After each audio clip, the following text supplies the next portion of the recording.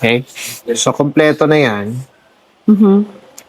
And then, para hindi naman siya manilaw, gagamitan mo ng anti-yellow.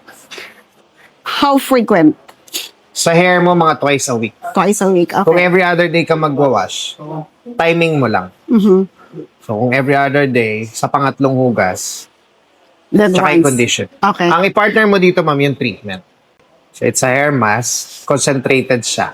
Kaya malapot yung, ano niya, texture. Aha.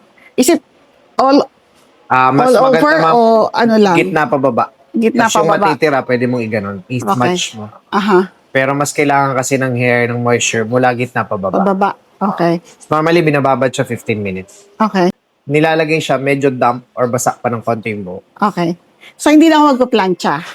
Pag kung paplansyahin mo, lalagyan mo muna nito, di ba, basa. Mhm. Tuyuin mo. Pag natuyo na, pwede mo nang plansyahin. Okay. This is marula oil, Oil? para makintab. Okay. Ginalagay siya pag ganito na, pag tuyo na. Pagtuyo na. Pang roots po ito. Oh, So, okay. ikaw, tumubo yung puti. Pwede kayo mag-DIY. Oo, sige. Oh, I Doon po need yun sa that. reception. Okay. 5 CB. Okay, I need that. Yeah. Yes, hindi siya hihiwalay. So, consistent yung magiging kulay mo. Yeah, okay.